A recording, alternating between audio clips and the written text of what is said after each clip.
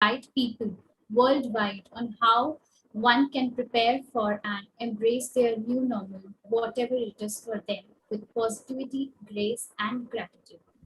So I'm very much thankful, sir, that you joined us today, and I would like to hand over to Mr. Samir Bhide so that he can start with his journey of his stroke journey. And if any questions from our participants, they can just drop down in the chat section. Mr. Samir Bhide will be most happy to answer all your queries. Thank you.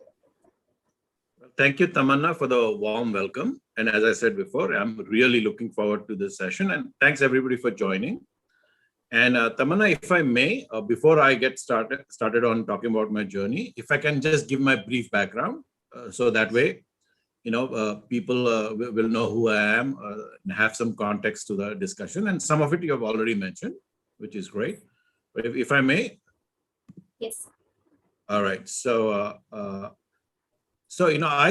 I am from India, obviously. I was born in Pune, but I grew up in Mumbai. So consider me as a Mumbai boy. Pune, I was there I was born there, and within 6 months, we moved to Mumbai. So all my schooling, my college, everything happened in Mumbai. I had a very good childhood. I obviously had schooling and college, but I also played competitive badminton and cricket, and went on to represent Maharashtra for the nationals in badminton. Then I completed my BCom in Mumbai.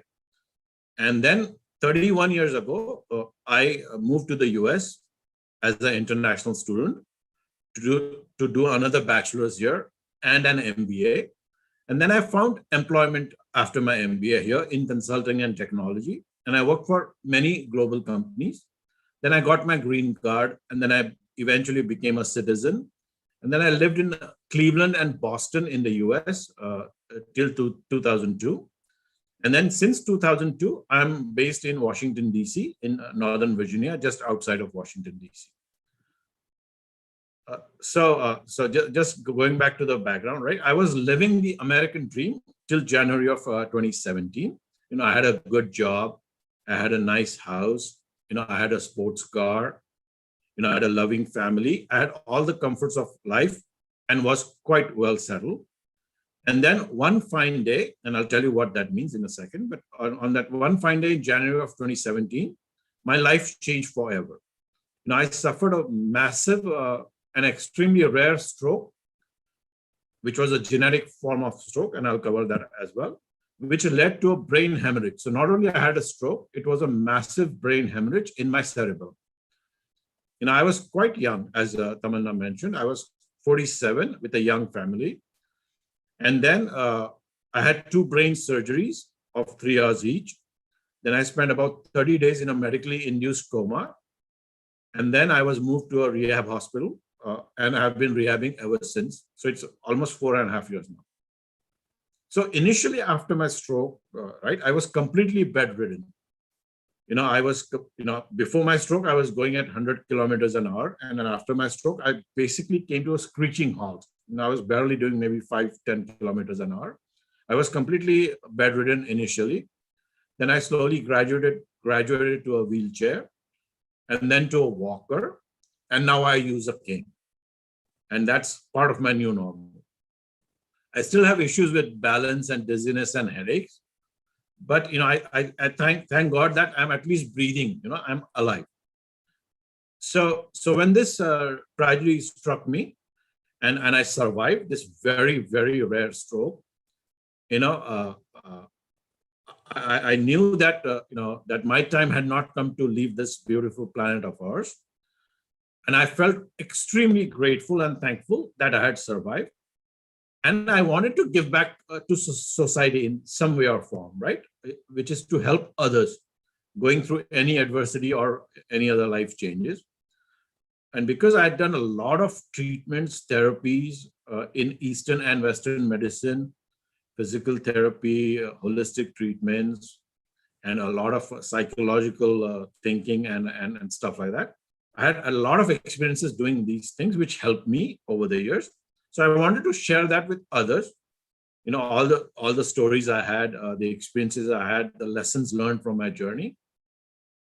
So I decided to write my book, as Tamanna mentioned, One Fine Day, which I launched in December of 2020. So you may be wondering, right, that how I was supposed to write, right?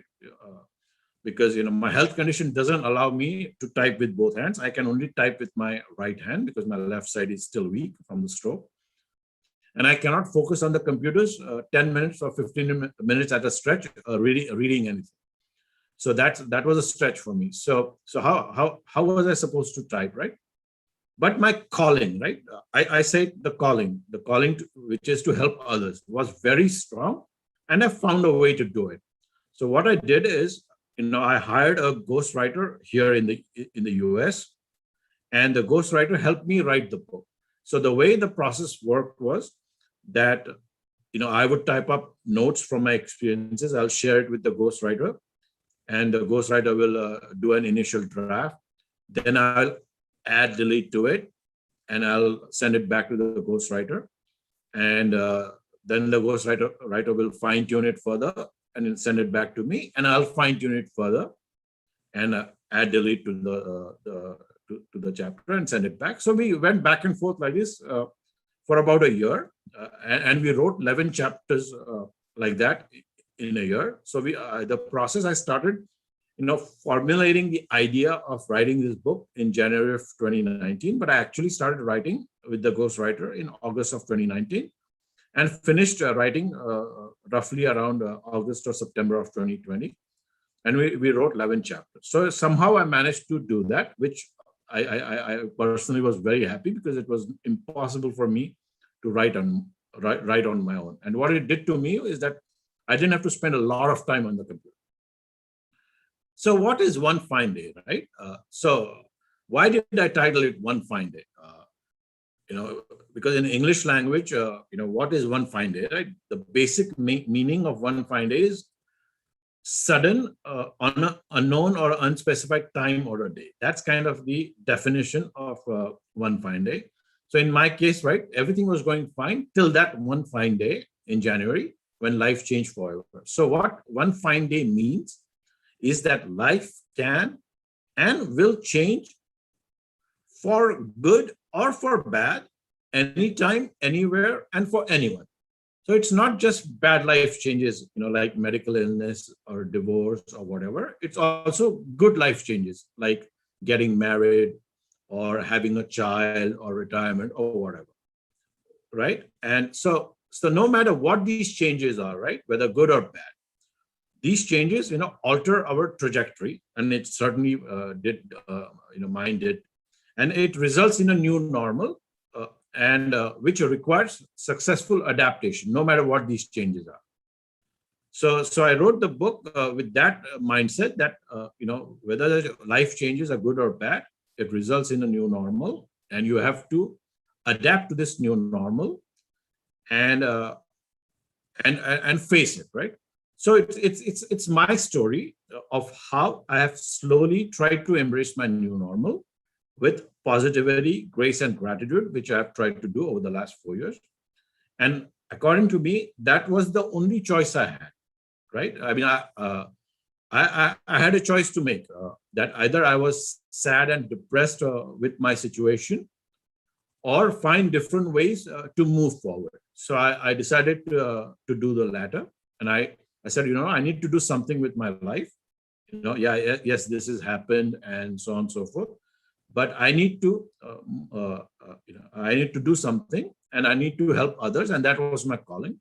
So the book is written. I wrote the book. I wanted to make sure the book is not a sob story, right? It's not about, oh, why this happened to me, and I'm not crying, And of course, I'm mentioning, about my illness and what happened. But more importantly, what are some of the things I did, physical things, emotional things, to face my adversity.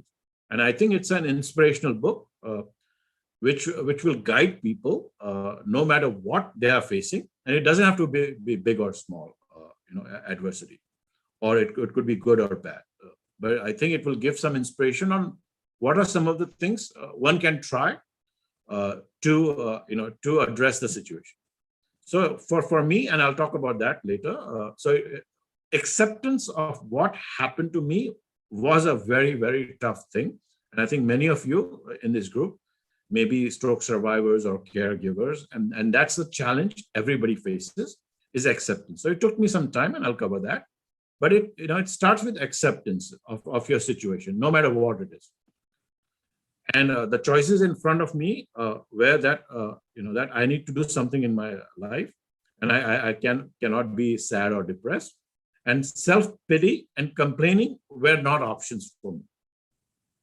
So the point in the book is that at some point in time, for each one of us, we will have a new normal, whatever it may be. It doesn't have to be big. It doesn't have to be small. It doesn't have to be personal. It doesn't have to be professional. It could be anything.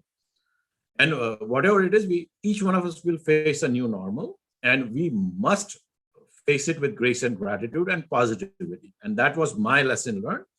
And initially, it was very tough to accept things and try to be positive and try to be grateful and stuff like that. But I've slowly learned over the time, and that's very natural for a lot of people. So now, so when I was writing this book, right, in 2019, now I was writing about the life changes which I mentioned before, but never in a million years, right? I thought that this pandemic will create such a dramatic new normal for all of us, right, globally. And the way I look at it is that the entire world had its one fine day and is now facing this new normal. So I think my messages in the book, are much more relevant now. And again, I had no idea before, right, what it takes to heal your mind, body, and spirit. And I've done these several things over the last 4.5 years. And I've tried to share that with my readers in the book. And that's what I plan to do going forward beyond the book, when I have other sessions and stuff, presentations and stuff like that. So that was the primary reason, right, for writing the book, sharing my experiences. But I also wanted to thank these several people, a very diverse community of friends, caregivers, colleagues here in the US and also back in India, who helped me with to come back from the brink. So that was the other reason I wrote the book, is to thank them. And again, and I made a point in the book that I didn't want to scare anybody in the book. I just want to raise the awareness. One of the reasons this group exists is to raise awareness about stroke. But I'm raising awareness that you have to prepare better for whatever you're facing. And I certainly wasn't. I was not prepared. And it's not. Again, it's not a prescriptive book, right? It's not like, okay, these are the top 10 things to do. No, it's not like that. I'm just sharing my experiences, and which helped me, and hopefully that will help others. So I'm just relating my experience. So enough of the book. So just to wrap up, the bottom line message from the book is that we are all one fine day away from a new normal, and accepting life changes no matter what, and embracing the new normal with grace and gratitude is the best choice. It's not the only choice, it's the best choice. So that's kind of my story in a nutshell, Tamanna. Thank you so much, sir, for your journey. I would like to know about some of the few questions when you actually had a stroke. So, did you actually first feel like that you were having some symptoms of stroke, or you would hit it as a stroke, or what did you do actually when you had a stroke? Right. So before the stroke, there were absolutely no symptoms, and again, I did not know this until I gained consciousness, and I asked my neurosurgeon, how the heck does this happen? So I learned from him that there are two types of strokes. First is for most people, or many types, many high percentage of strokes, it's because of lifestyle, smoking, drinking, alcohol, and lack of exercise and stuff like that. And there are some strokes which are genetic. You are born with some abnormality, and that will lead to a stroke. And I was in that group, and it's a smaller percentage of strokes, which is that you're born with this abnormality, and at some point you will have a stroke. So I was born with this. So I didn't know that till after I gained consciousness. But the day of my stroke, till that point, there were no symptoms. In fact, I had done a complete physical 15 days ago, and there were no problems then. But the day of the stroke, I mean, again, with these types of stroke, unfortunately, only when the stroke has started, you realize that you are having a stroke. There's no symptoms before. So the day of the stroke, initially my left sinus started to hurt right below my left eye. It started to really hurt a lot. It started throbbing. So that was the first indicator. And so I decided, okay, something is wrong. I didn't know what was going on. And then I started to become dizzy, which I couldn't sit up straight on my bed. So I decided to lie down, and like as I say in my book, like an Indian, like a true Indian or a true man, I said, okay, I'm just going to take some aspirin or something and sleep it off.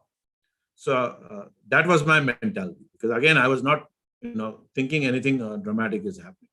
And then I started to sweat. And that time I realized that something was wrong. And that's when my ex-wife and I called the paramedics here, that something is wrong, and they came within 10-15 minutes, and they took me to the ambulance downstairs, and I passed out, and I was completely in a coma for 30 days. I don't recollect a lot, just a few things, but I passed out. So apparently they took me to the hospital ER, and they over there, they found out in the MRI that I had burst a vessel in my cerebellum. And then within an hour or two, I was on the operating table, and I went through 2 major surgeries, 3 hours each. So there was no symptoms, Tamanna, before. It only started when I started to that morning. The first symptom was a pressure of my sinus. Okay, sir.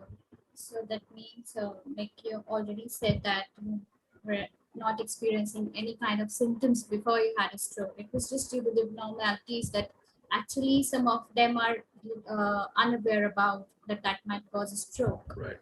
So, just one thing actually, that many of the stroke survivors struggle on their recovery part. They feel like, if once I got a stroke, I cannot be, standing, or I cannot work as I used to do earlier. So that adds to on and frustration in their daily lives. So how you cope up through your recovery, and also how you keep up that motivation into your mind and your heart, that yes, I'll be fine one day, and I'll be normal as I was earlier. So what message you would like to give to all survivors? Sure, absolutely. And I'll be very honest with you, that was the hard part, right? For the first 6 months or so after my stroke, it was extremely hard for me to accept what was going on, right? That the thoughts of why me hounded me. Why me? Why my family is suffering? Why am I going through this? They hounded me for the 6 months, and and after 6 months, I said, okay, I need to do something about these thoughts, right? Because they were really, I was physically, I was doing a lot of therapy sessions, and I was gaining some strength. My vision was improving, although my dizziness was the same. But I was improving on some other fronts. But my mind was completely out of control, because it was very hard for me to accept things. So after 6 months or so, roughly, I started practicing, and I got exposed to yoga and meditation, and I also started talking to a clinical psychologist. So these 3 things helped me calm down. Again, and slowly over time, help me accept the situation. So again, I want to stress with this community, and I've stressed in the book, is that this acceptance takes time. It's not like one day you suddenly say, okay, now I accept things, and there's no button like that. It takes time, and you have to keep working towards it. And so I'm keeping it very realistic. It takes time. For some people it's 6 months, some people it's 2 years, some people it's 5 years. But no matter what, right, what you do in terms of acceptance, there always will be days when you feel, ki bhai, what the hell happened, right? Why me? That happens.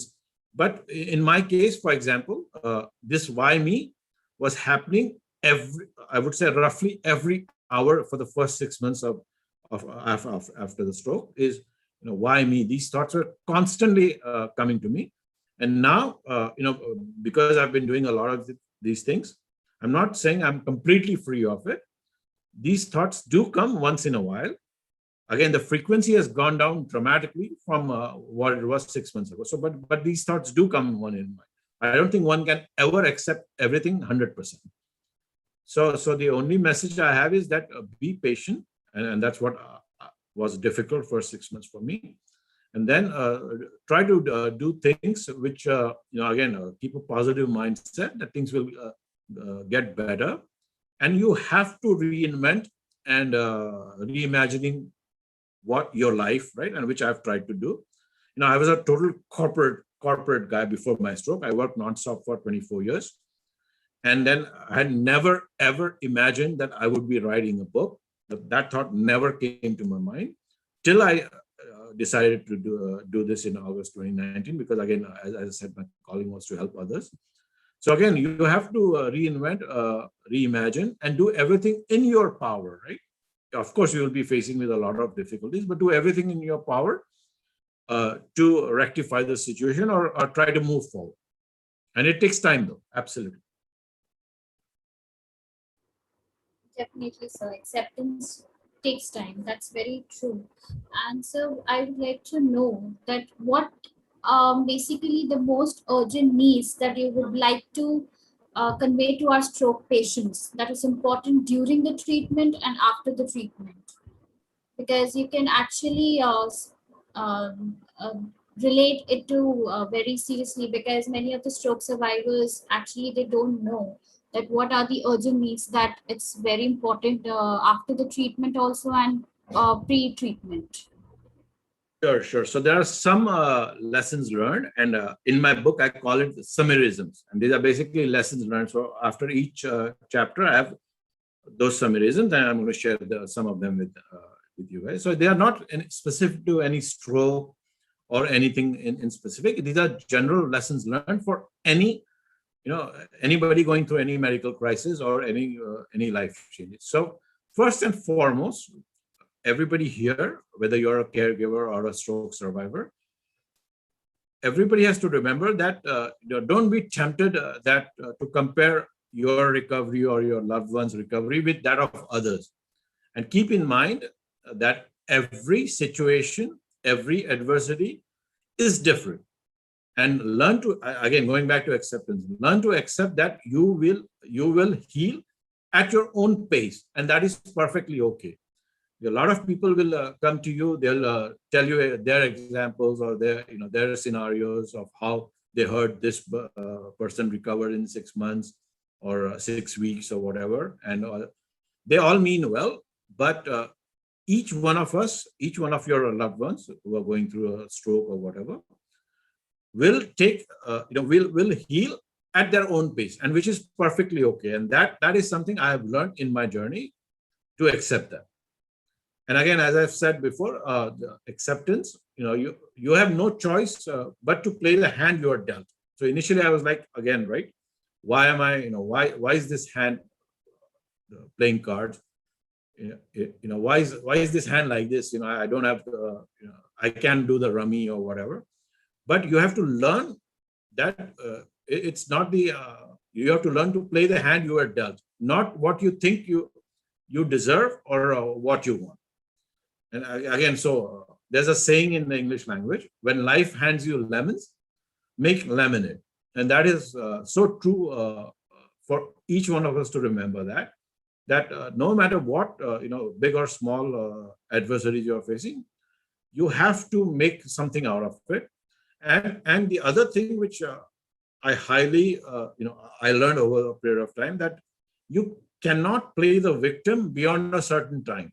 It's perfectly okay to pity yourself initially, but that has to stop very quickly so that you can accept your new reality and eventually your new normal. So it's part of that acceptance process. that you should not play the victim card. And then the other thing which I would like to share is, you have to take ownership of your decisions. As I said before, there are many ideas and suggestions from various people who mean well.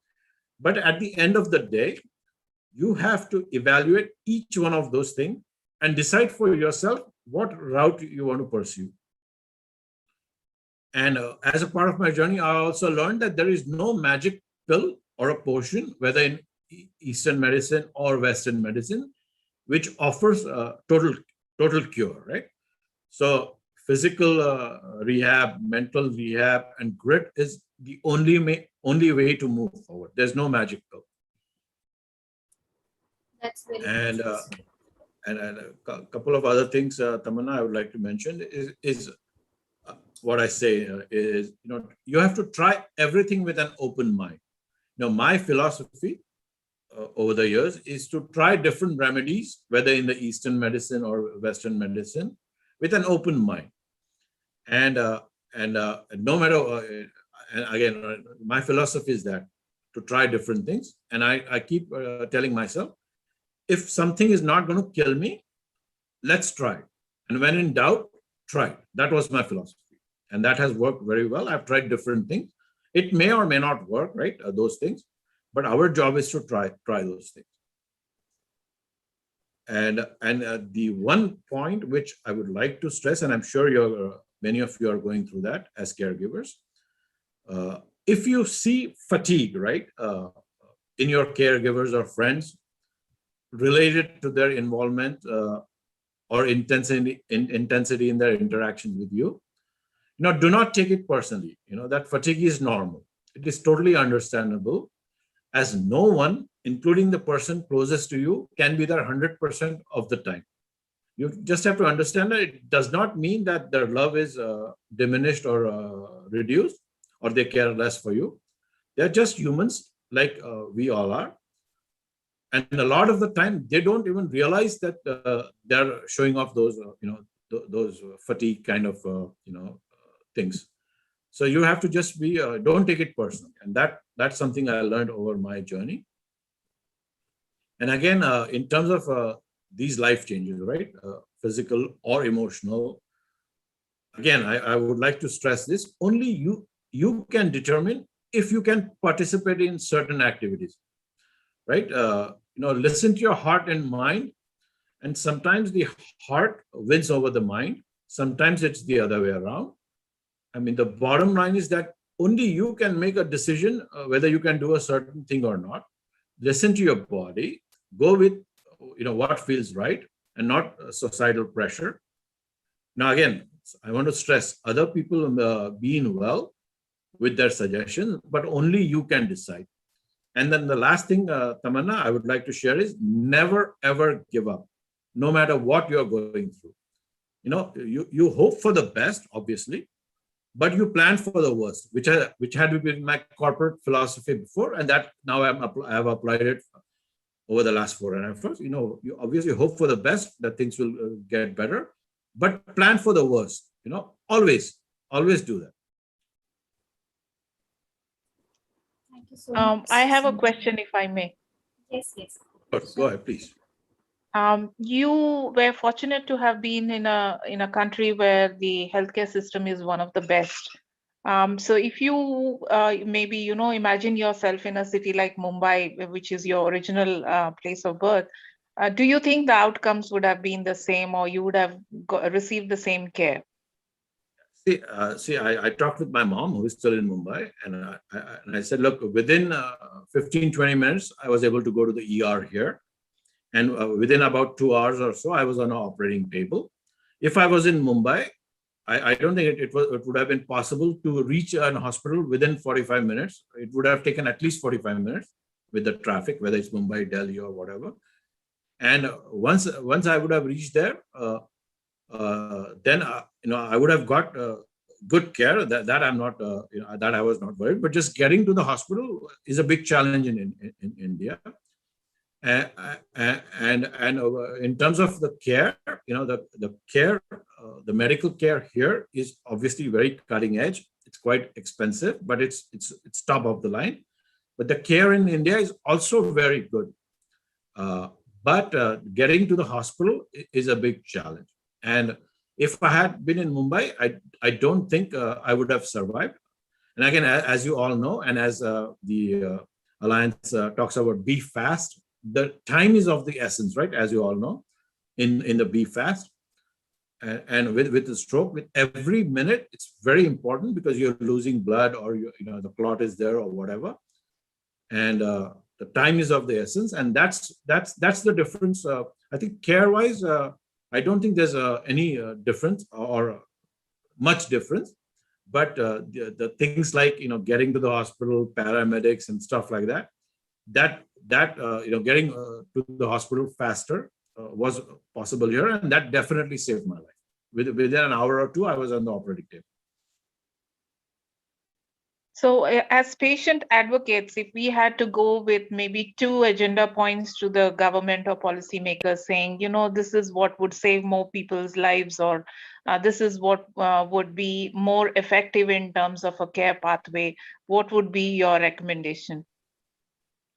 So as an Indian who grew up in India, and as somebody who's has a vested interest in India, the one thing which you can definitely ask the local governments or state governments or national governments is that to improve the infrastructure of things, right? Whether it's ambulance, because I was in India last whole year, and I saw what the ambulances services are, and that's this is in a city like Mumbai, right? Which is a big city, and it's not there, right? I mean, because the availability of ambulances, the quality of what the ambulances carry, and these are some of the things which the governments can help. And it's not just the central government; it at different levels, state governments, local governments.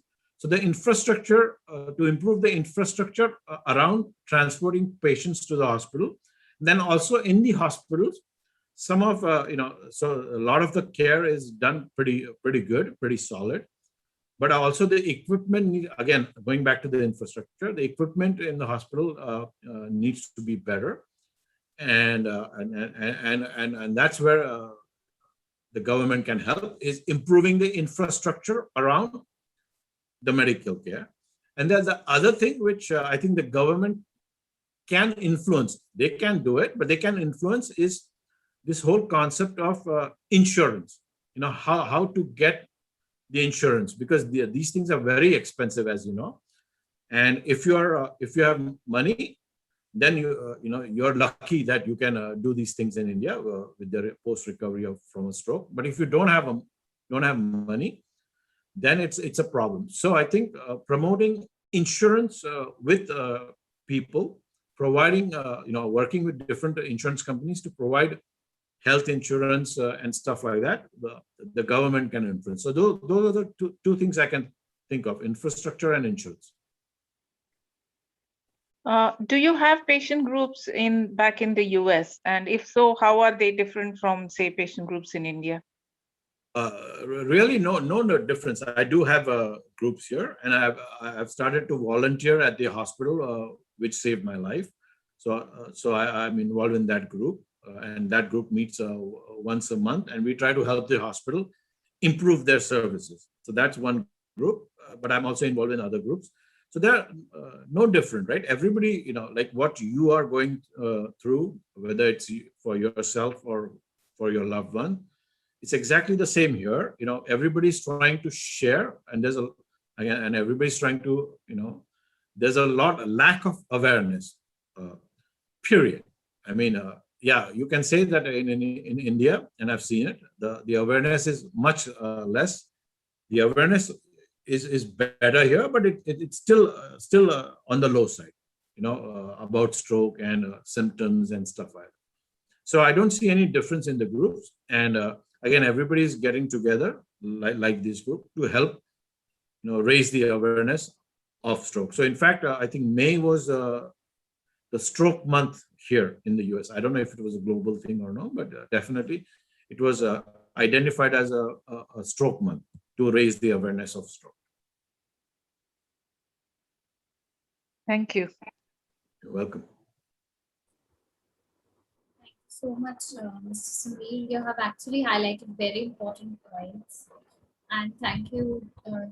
Ratna, that you have come out with a very important question to Mr. Sameer. That yes, it's very. There are some important things that actually needs to be taken care of in India. Not only maybe in some one particular city, but also in different other regions in India. So thank you so much, Mr. Sameer. My last question would be that what message actually you would like to give the survivors in terms of that how these stroke support groups can actually build up their capacity and how they can push forward in terms of their in daily lives activities motivation and how these support groups actually help them in coming forward and taking other steps that actually might they struggle with. Oh, absolutely, absolutely, and this talk about resilience, right? Whether it's the person who is going through a stroke or you as a whether you're a caregiver, you have to build resilience, to face your post-stroke situation. And I read somewhere recently that resilience is not fixed.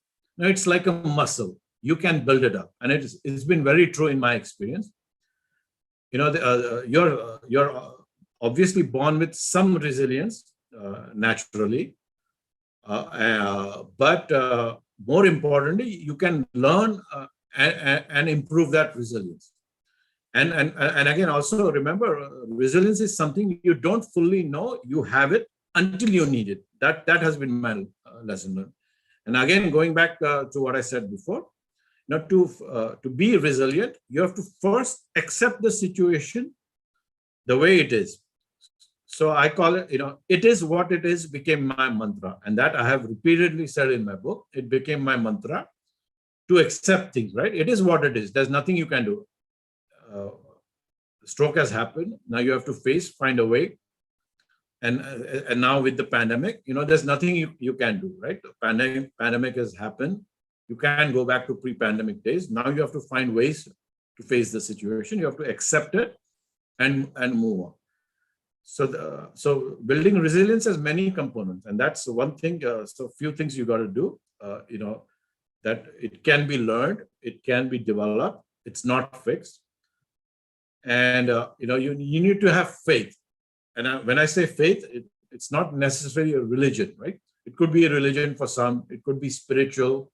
It could be that a faith in a universe or whatever it may be.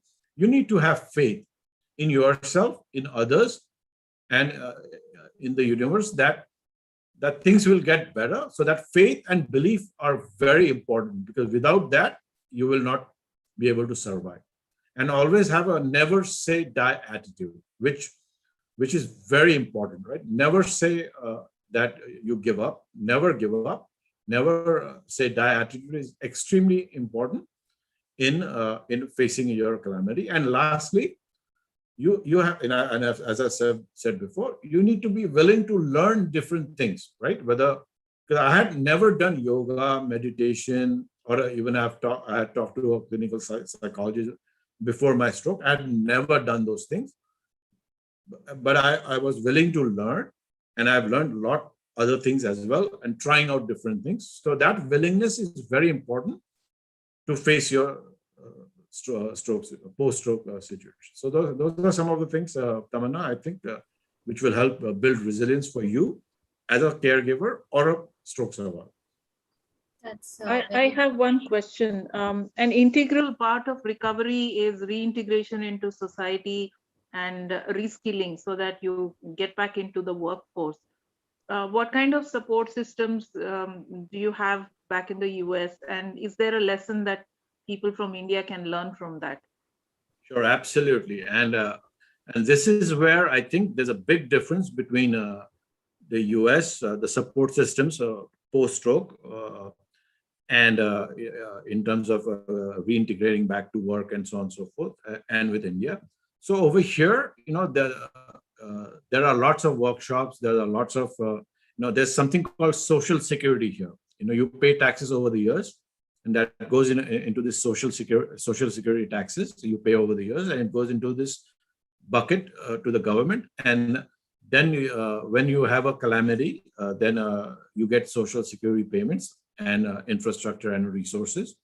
So one of the things that they have is they have like job resources.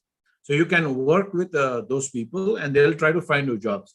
As I said, right, every situation is different. Some people can work 5 hours a week. Some people can work 20 hours a week. Some people cannot work. So they will try to find you jobs.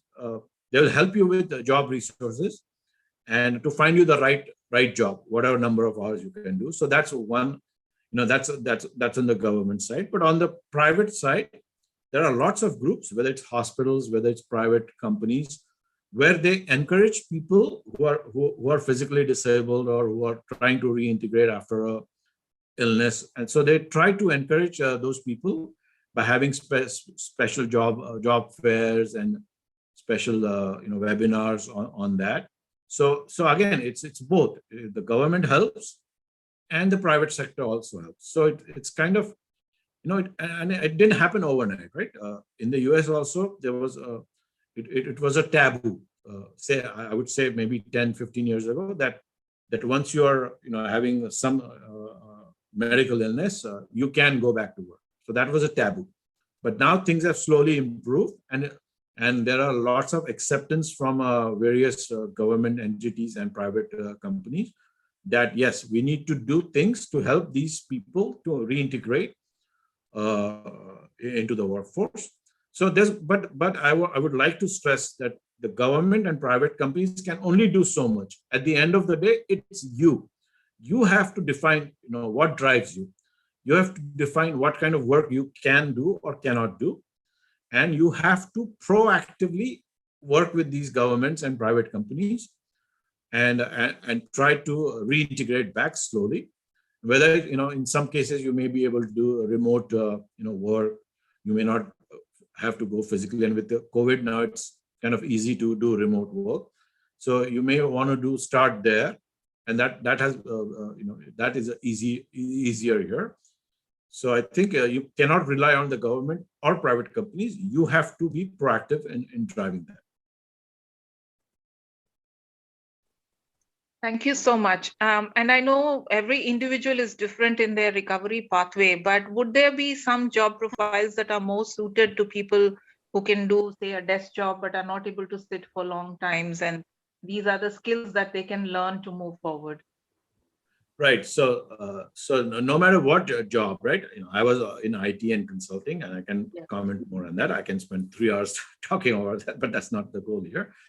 In general, right? In general, no matter what job you were doing before your stroke and you're trying to reintegrate back, first and foremost, learn to use technology to your advantage, whether it's Zoom, whether it's WhatsApp, whether it's the remote learning, whether it's, so you have to learn to adapt to these technologies.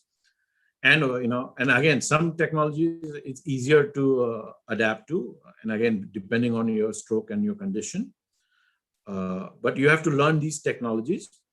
And the skill set you can develop, if you're able to do a lot of like webinars and online resources, and now with COVID, you can, you're forced to do a lot of online. So I would say, try to keep up with your industry as much as possible by joining webinars, and most of them are free, or tuning into resources like LinkedIn, which is a professional resource which I use, just to keep abreast of what's happening.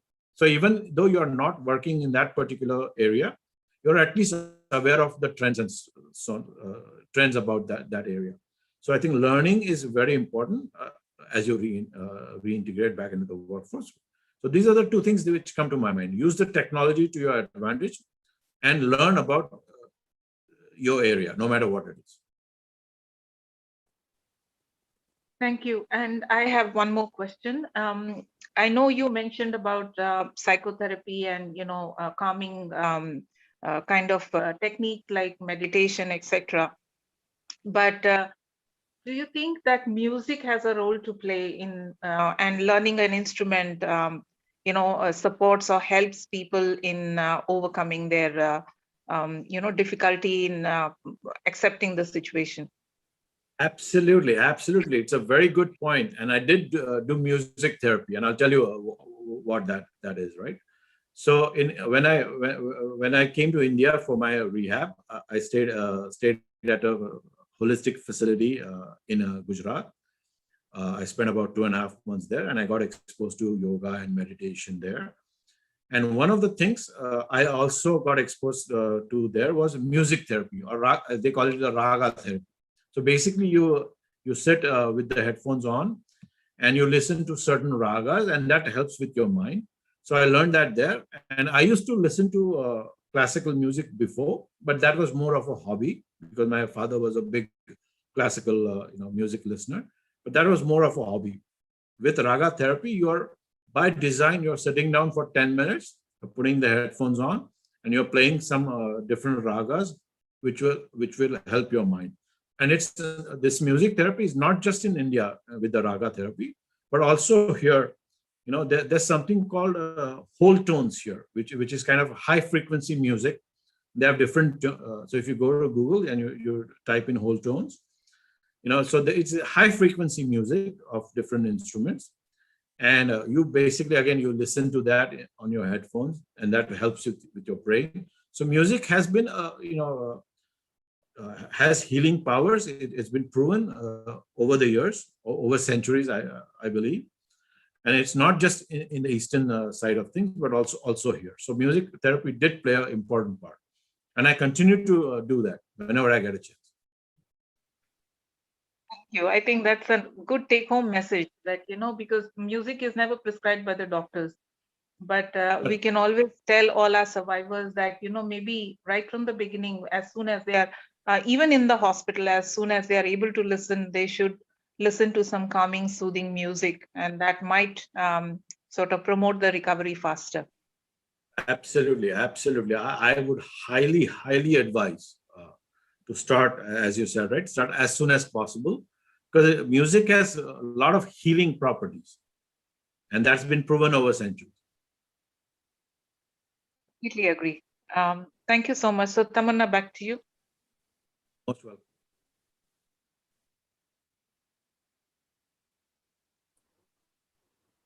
Hello. Thank you so much, Mr. Smith, highlighting great message about the music. Tamanna, you're breaking up. I can't hear you.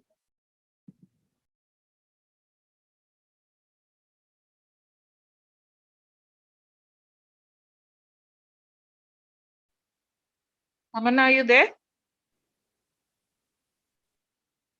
She has some connectivity issues, looks like. Yeah, she seems to have disappeared. I'm sorry, this was my connection problem. I hope everyone can hear me now. Yeah, we can now. Thank you so much, Mr. Samir, for a great session today. We are very much thankful that you have actually highlighted very good, great points to all the survivors, and you have given such a great and important message about the acceptance.